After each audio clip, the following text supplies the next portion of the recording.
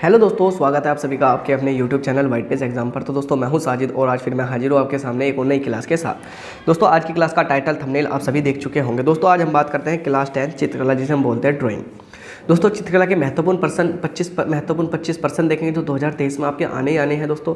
यानी viral person है दोस्तों। 25 फरवरी को यही पर्सन 25 फरवरी को पक्का आएंगे। 25 फरवरी को दोस्तों यह पर्सन पक्का आपकी बोर्ड परीक्षा में छपने वाले हैं।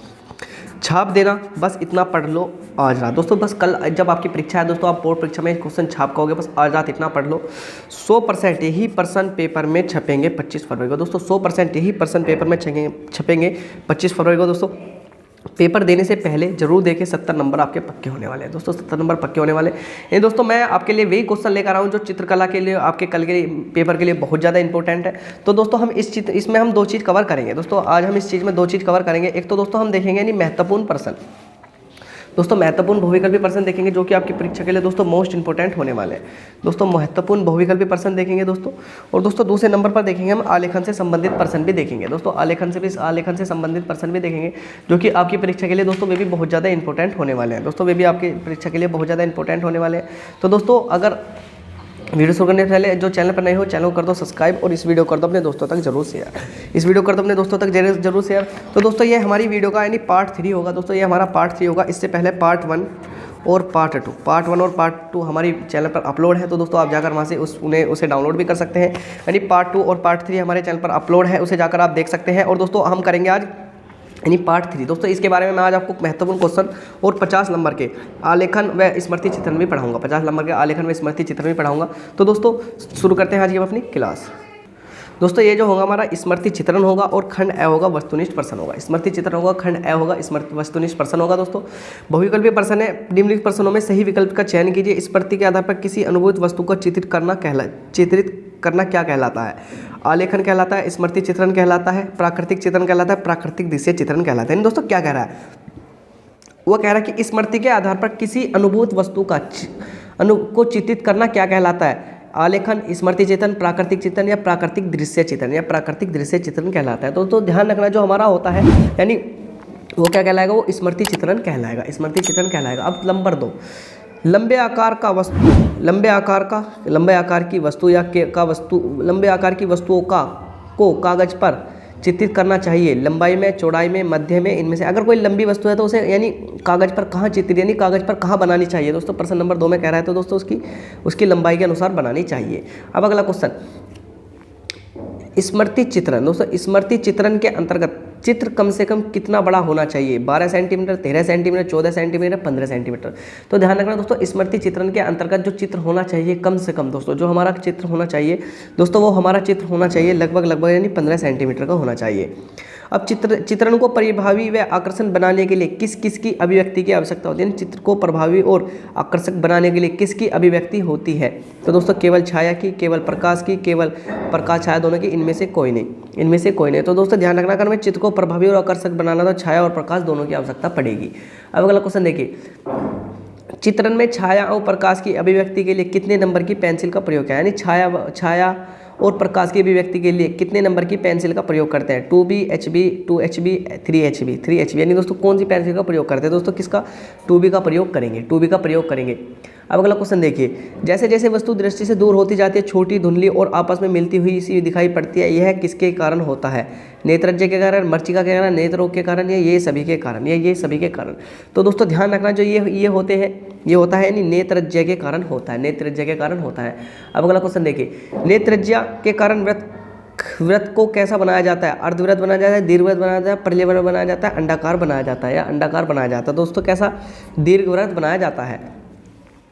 पेंसिल की नोक यानी दोस्तों की नोक है। पेंसिल की नोक को बारीक बनाने के लिए कितने नंबर की रेगमाल प्रयोग करना चाहिए दोस्तों? 0 नंबर का, 1 नंबर का, 2 नंबर का या 3 नंबर का? दोस्तों कौन सा?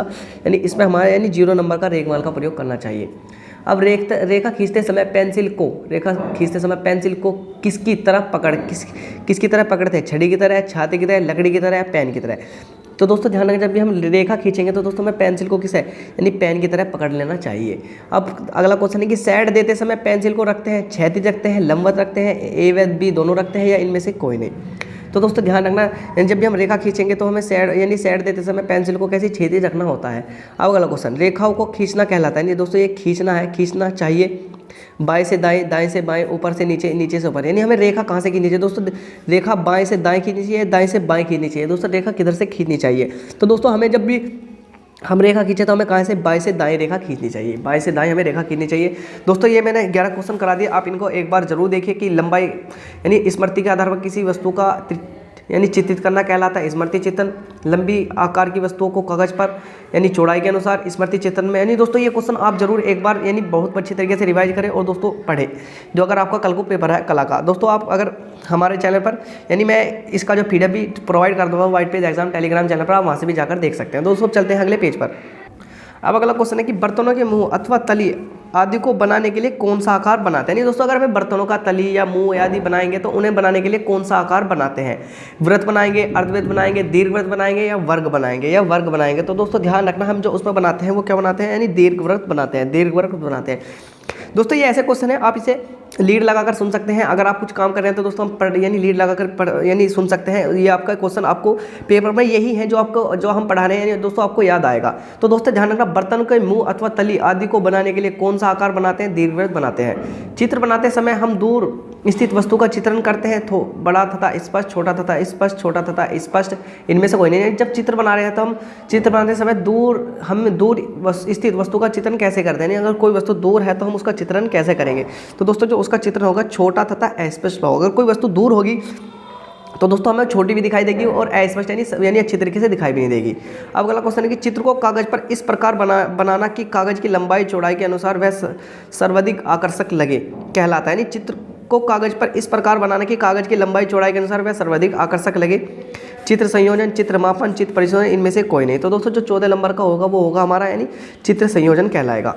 अब 15 क्वेश्चन देखते हैं। यदि दिया गया मॉडल अथवा वस्तु ऊंचाई से अधिक है तो कागज पर चित्र को कागज की किस दिशा में बनाना चाहिए, गहराई में, चौड़ाई में, लंबाई में, ऊंचाई में या ऊंचाई में। तो दोस्तों ध्यान रखना, हमेशा फिर हम कहाँ बनाएंगे, यानी उसे ऊंचाई के अनुसार बनाएंगे। अब घनाभ वस्तु में कितने फलक होते हैं। दोस्तों घनाभ में कितने फलक, 2, 4, 6। दोस्तों घनाभ में जो कितने फलक होते हैं, तो दोस्तों ध्यान रखना, घनाभ दोस्तों घनाभ इस तरह से बनता है। ये दोस्तों इस तरह से घनाभ बनेगा। दोस्तों मैं इसके यहाँ बना के दिखा दूँ। दोस्तों घनाभ दोस्तों इस तरह से हमारा घनाभ बनता है। दोस्तों इस तरह से हमारा घनाभ बनता है। अब कह रहा है कि घनाभ में कितने फलक होते हैं। घनाभ में कितने फलक होते हैं, 2 होंगे, 4 होंगे, 6 होंगे। तो दोस्तों ध्यान रखना, हमारे घनाभ में कितने फलक होते हैं। दोस्तों हमारे घनाभ में 6 फलक होते हैं। अब अगला क्वेश्चन देखिए, निम्न में से कौन सा घनाकार वस्तु का उदाहरण है। यानी संदूक है, पुस्तक है, कनस्तर है। तो दोस्तों ये सभी कैसे घनाकार वस्तु के उदाहरण है, घनाकार वस्तु के उदाहरण ये है। अब अगला क्वेश्चन देखिए, गोल और बेलनाकार वस्तु बनाने के लिए किसकी भिन्न स्थानों पर ऊंचाइयां और चौड़ाइयों का अनुपात ज्ञात कर लेना चाहिए। अनुपात का, परिमाप का, क्षेत्रफल का, इनमें से कोई नहीं। अगर हम गोल और बेलनाकार वस्तु बना रहे हैं तो हमें किन किन चौड़ाई का अनुपात कर लेना चाहिए। तो दोस्तों ध्यान रखना, हमारा 18 का क्या हो जाएगा। दोस्तों हमें 18 का उनका अनुपात कर लेना चाहिए। अब क्वेश्चन नंबर 19, फल और सब्जियों का चित्रण करने के लिए उसकी मोटाई और गोलाई को ध्यान में रखते हुए क्या खींचते हैं, यानी वृत्त खींचते हैं, आयत खींचते हैं, इनमें से कोई नहीं। दोस्तों अगर आप सब्जी और फल का चित्र बना रहे हैं तो दोस्तों हम फिर उनका किस तरह से बनाएंगे। तो दोस्तों ध्यान रखना, हम उनका चित्र बनाते समय यानी हमें एक वृत्त खींच लेना चाहिए। अब अगला क्वेश्चन है 20वां, चित्र में प्रकाश और छाया का प्रयोग करने से उसमें किसका समावेश होता है, पूर्णता का, मौलिकता का, सुंदरता का, इनमें से कोई नहीं, इनमें से कोई नहीं। तो दोस्तों ध्यान रखना, उसमें क्या होगा, उसमें सुंदरता का हो जाएगा। अगला क्वेश्चन, चित्र में प्रकाश दर्शाने के लिए किस प्रकार की रेखाओं का प्रयोग करते हैं, पतली का, मोटी का, मध्यम का, या इनमें से कोई नहीं। चित्र में प्रकाश दर्शाने के लिए, अगर हमें चित्र में प्रकाश दर्शाना है तो किस प्रकार की रेखा का प्रयोग करेंगे, पतली, मोटी, मध्यस्थ, या इनमें से कोई नहीं। तो दोस्तों ध्यान रखना, किसका हो जाएगा हमारा। अगर हम चित्र में प्रकाश दर्शा रहे हैं तो हमें किस प्रकार की रेखा का यानी किस प्रकार की रेखा खींचनी चाहिए। तो दोस्तों हमें उसमें मोटी रेखा खींचनी चाहिए। अगला क्वेश्चन, चित्र में छाया दिखाने के लिए किस प्रकार की रेखाओं का प्रयोग करते हैं। दोस्तों अगर हमें चित्र में छाया दिखानी है, हमें छाया तो उसमें पतली का, मोटी का, मध्यम का, इनमें से कोई नहीं। तो दोस्तों ध्यान रखना, किसका वो करेंगे। दोस्तों अगर हमें चित्र में वो करना है तो दोस्तों हम दिखाएंगे इसमें, यानी तो अगर हमें चित्र में छाया दिखाने के लिए किस प्रकार की रेखाओं का प्रयोग करते हैं तो दोस्तों इसमें भी कौन सी होगा, यानी मोटी रेखाओं का ही प्रयोग करेंगे। यदि किसी चित्र के खड़े भाग में बाईं ओर से सैड डाला गया हो तथा उसके ऊपरी बड़े भाग में किस दिशा में सैड डाला जाएगा। यानी कह रहा है कि यदि किसी चित्र के खड़े भाग में अगर कोई खड़ा है, उसके बाएं भाग में हमने सैड डाल दी तो उसके ऊपरी पड़े भाग में किस दिशा में सैड डाला जाएगा। नहीं अगर उसके ऊपर उसके ऊपरी भाग में किस तरह से सेट डालेंगे, ऊपर से डालेंगे, नीचे से डालेंगे, दाएं से डालेंगे या बाईं ओर से डालेंगे। तो दोस्तों ध्यान रखना, जो हमारा 23 का हो जाएगा वो हो जाएगा 23 यानी दाईं ओर से उसमें सेट डालते हैं। अब अगला क्वेश्चन दोस्तों, चित्र में शैड का आरंभ किस पेंसिल से करना चाहिए, यानी चित्र में शैड का आरंभ किस पेंसिल से करना चाहिए। तो दोस्तों ध्यान रखना, जो चित्र में होता है शैड का आरंभ 2B से, HB से, 2HB से या 3HB से। दोस्तों ध्यान रखना, चित्र में जो शैड का आरंभ जो हमें करना चाहिए दोस्तों, वो करना चाहिए हमें यानी HB की पेंसिल से करना चाहिए, HB की पेंसिल से करना चाहिए। तो दोस्तों यह आपके जो 20 नंबर के बहुविकल्पी हैं दोस्तों, मैंने आपको टोटल बहुविकल्पी करा दिए दोस्तों। मैंने 70 एक वीडियो में कराए दोस्तों, यानी 70 नहीं तो दोस्तों 68 थे वे, 28 एक में कराए और दोस्तों 24 ये दोस्तों 8 4 12 12 और 2 8 4 12 12 8 8 16 4 20 की 0 हासिल लगे 2 6 6 10 और 2 12, यानी दोस्तों मैंने लगभग 120 बहुविकल्पी आपको करा दिए हैं, यानी 120 बहुविकल्पी करा दिए दोस्तों। इसमें से 60 बहुविकल्पी 220 बहुविकल्पी तो पक्का आपकी परीक्षा में आने वाले हैं। तो दोस्तों आप इन बहुविकल्पों को जरूर रट के जाना। अब दोस्तों देखते हैं हमारा अगला टॉपिक हमारा है महत्वपूर्ण आलेखन में स्मृति चित्रण, पक्का छपेंगे दोस्तों। महत्वपूर्ण आलेखन और स्मृति चित्रण देखेंगे जो आपकी परीक्षा के लिए जब बहुत ज़्यादा इंपॉर्टेंट है। तो दोस्तों अब देखते हैं नहीं हमें कौन कौन से आलेखन और स्मृति चित्रण को तैयार करना है। दोस्तों आप इस तरह से एक आलेखन तैयार कर सकते हैं दोस्तों। अगर आप एक वर्ग यानी उसमें दोस्तों अगर आप एक वृत्त में नहीं बना सकते तो दोस्तों आप एक इस तरह से आयत के अंदर भी बना सकते हैं दोस्तों। ये है आयत, एक होता है वर्ग दोस्तों। वर्ग और आयत में फ़र्क समझिए दोस्तों, यानी दोस्तों जिसकी चारों भुजा बराबर हो, जैसे दोस्तों ये है, इसकी चारों भुजा बराबर है तो ये क्या हुआ है दोस्तों, ये होगा वर्ग।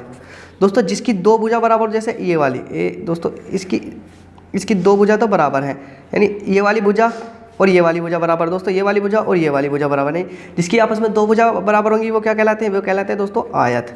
और दोस्तों जिसका जो ऐसा हो दोस्तों, जो गोल हो, वो क्या कहलाते हैं, वृत्त कहलाते हैं दोस्तों। हम आलेखन हम कोई से भी बना सकते हैं दोस्तों। हम इस तरह से वृत्त में भी दोस्तों वर्ग में बना सकते हैं, आयत में बना सकते हैं, वृत्त में बना सकते हैं दोस्तों। हम किसी में भी आलेखन बना सकते हैं। तो दोस्तों ध्यान रखना, वो कह रहा था कि एक आलेखन बना, तो दोस्तों आप इस तरह से एक आलेखन का डिजाइन तैयार कर सकते हैं दोस्तों। इस तरह से आलेखन का डिजाइन कर सकते हैं दोस्तों। अब इसमें एक और पूछता है कि स्मृति चित्रण बनाइए, या दोस्तों हम एक इस तरह से भी दोस्तों, एक ये है, आप इस तरह से भी एक बना सकते हैं दोस्तों, फूल पत्ती वाला भी आप एक तरह से इसमें चित्र बना सकते हैं। और उसके बाद में दोस्तों अगर आपको ये नहीं बनाना तो दोस्तों आप स्मृति चित्रण में दोस्तों आप ये बना सकते हैं, यानी जो हमारी केतली है इसे बना सकते हैं दोस्तों। हमारी केतली है ये दोस्तों, जो केतली का चित्र है आप इसे जरूर बना सकते हैं दोस्तों। स्मृति चित्र में केतली का चित्र जरूर बना सकते हैं दोस्तों। केतली का चित्र देखिए दोस्तों, इस तरह से हम केतली का चित्र बना सकते हैं, जो कि आपके लिए बहुत ज़्यादा इंपॉर्टेंट होगा। तो दोस्तों इस तरह से हम केतली का चित्र भी बना सकते हैं आप अपनी परीक्षा के लिए। तो दोस्तों ध्यान रखना, मैंने आपको कई सारे बता दिए जिसमें हमारा दोस्तों ये इसे बना सकते हैं दोस्तों, इसे नहीं बना रहे हैं तो दोस्तों हम इसे बना सकते हैं दोस्तों। यानी मैंने बहुत सारे महत्वपूर्ण बना दिए। तो दोस्तों आप किसी को भी अपनी बोर्ड परीक्षा में बना करना है, लेकिन आपको बना करना है दोस्तों। इसमें क्या है, आप इस तरह से एक आयत खींचिए, उसमें फिर यानी जो इसकी फूल पत्ती है, पहले दोस्तों फूल पत्ती बना लीजिए। उसके बाद में फूल पत्ती बनाने के बाद में उसके बाद में दोस्तों जब इसके ये अंदर वाला भाग है इसे कलर करिए, और दोस्तों फिर इस वाले को कलर कीजिए। अब ये दोस्तों इसमें पानी के कलरों का प्रयोग हुआ है। तो आपको इसी तरह से आलेखन, ये वाला आलेखन दोस्तों, ये वाला नहीं तो आपको ये वाला आलेखन, और दोस्तों आप ये तो बना कर नहीं, और इनमें से 2 कोई बनाना है तो दोस्तों आपको एक इसमें से स्मृति चित्रण बनाकर आना है। यानी स्मृति चित्रण यानी दोस्तों आपको इसमें से ये जो केतली वगैरह कोई सा भी चित्र बना के आ सकते हो दोस्तों, केतली वगैरह और चित्र बनाकर आ सकते हो। तो दोस्तों यानी हमारी ये जो वीडियो थी दोस्तों, ये वीडियो थी हमारा यानी तीसरा पार्ट था उसका, यानी दोस्तों ये हमारा तीसरा पार्ट था। इससे पहले हमारे 2 पार्ट भी कंप्लीट हो चुके हैं। तो दोस्तों अगर आपने भी अभी तक भी पार्ट नहीं देखे दोस्तों, आप ये पार्ट जाकर देखिए, और आप उन वीडियो को यानी इस वीडियो को डाउनलोड भी कर सकते हैं। और मैं उन वीडियो का लिंक डिस्क्रिप्शन में दे रहा हूँ, आप जाकर ढूंढने की जरूरत नहीं, आप जाकर इस वीडियो के डिस्क्रिप्शन में देखिए।